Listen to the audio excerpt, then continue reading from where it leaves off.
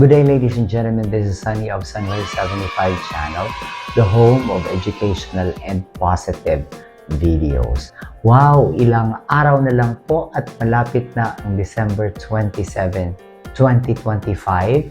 At alam naman natin sa ating mga previous videos, ito ang 4th gift giving activity with Sunrise 75 channel and with the help and with sponsorship of Lakbay Siyensya and the other sponsors.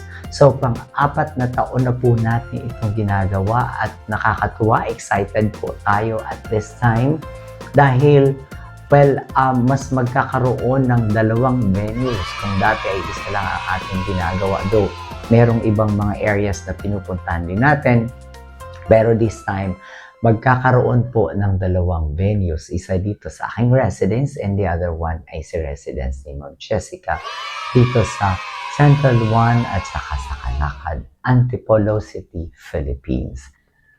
Para sa mga nais makibahagi, ayan, nakikita nyo po, meron tayo dito ng 5 kilos rice each, no?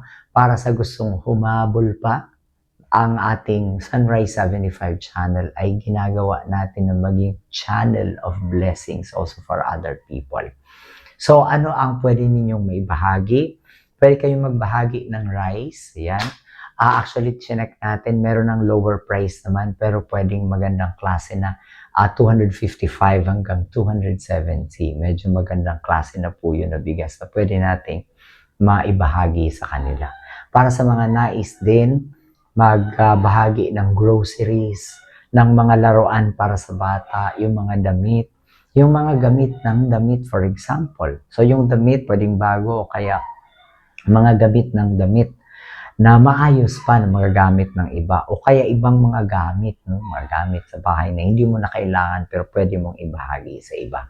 So, pwede po kayong magbahagi bago pa man dumating ang December 27, 2025 at tayo ay bumubuo na po ng mga ipapamigay po sa kanila.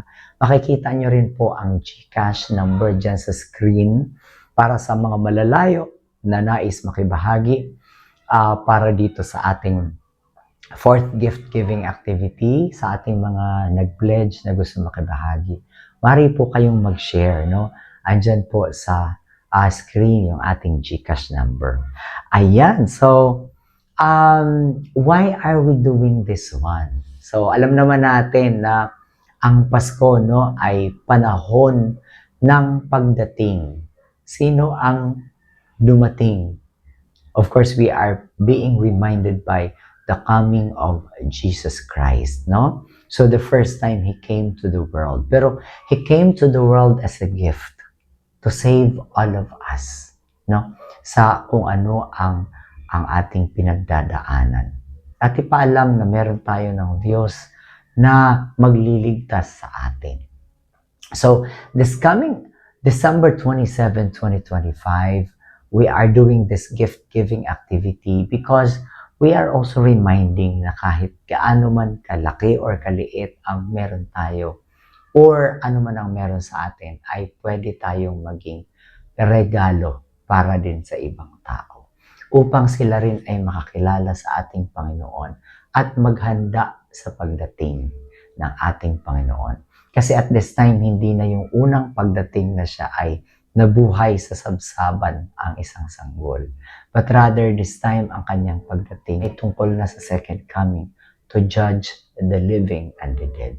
Pero bago mangyari ang lahat ng iyan ay may mga preparations tayong ginagawa. So, alam ko marami kayong mga preparations na ginagawa sa bahay, nagpapalamuti, pinapaganda ng bahay, ang daming ilaw, may pagkain. Pero sino ba ang ini-invite natin sa Pasko? Ayan. So, niremind po tayo ng ating Panginoon in Luke chapter 14 verses 12 to 14.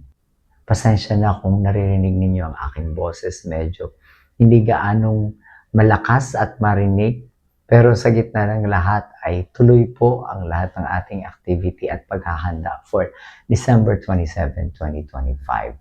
So, sabi dito sa Luke 14 verses 12 to 14, when you give a luncheon or a dinner, do not invite your friends or rich neighbors, but when you give a banquet, invite the poor, the crippled, the lame, the blind, and you will be blessed. Although they cannot repay you, you will be repaid at the resurrection of the righteous. So kanina, sa ating binabanggit na the second coming of Christ, no? And we are being reminded to prepare, no? So ano bang preparation ang ating ginagawa? So this coming December 27, 2025, isa sa mga ating gagawin is to respond to the needs of our brothers and sisters who are really in need. So, sa Pasko, hindi lang yung ilaw na magaganda, pagkain, hindi lang yung music, yung inumin, but rather, how do we become a gift to other people? At pagdating doon sa regalo sa ibang tao, doon sa mga taong hindi makakabalik ng pabor sa atin. Sabi nga dito, invite the poor, the crippled, the lame, the blind. Because the true meaning of generosity, it doesn't expect any return. Because God Himself will reward us. At sa pamamagitan nito, ng ating pagiging regalo sa ibang tao, ay makilala nila ang Diyos. Para makapaghanda rin sila sa Kanyang pagdating for the second coming. So this Christmas, sana ay maging regalo tayo at patuloy tayong maghanda sa Kanyang pagdating. Hindi sa mga magagarang palamuti sa bahay, pagkain, music, inumin, but rather para maging regalo para sa iba. Lalong-lalo na doon sa mga taong hindi makakapagbalik ng pabor sa atin. But of course, sa ngayon may mga natanggap na po tayong mga regalo, no? Mula dyan sa mga teachers at principal ng Balano Central School. Hindi ko na babanggitin ang kanilang pangalan isa-isa. Bahala na si Lord na mag-repay sa kanila sa kanilang generosity. At sa nag-sponsor din, ayaw din niyang magpabanggit ng pangalan. Nag-sponsor din ng corned beef. Ayan. So dadalhin pa lang natin dito sa venue pero nandito na ibigay na po sa atin. Para doon sa gustong magbigay ng mga prizes kasi may mga palaro para sa bata at mga regalo din para sa bata. You are very much welcome to take part in this fourth gift-giving activity na gagawin natin this coming December 27, 2025. Ayan, so once again, para doon sa gustong humabol, gustong mag-share at makibahagi sa ating fourth gift-giving activity with Sunrise 75 channel and Lakbay Ciencia as one of our sponsors and the other sponsors. Thank you very much and may God bless you abundantly. See you on December 27, 2025.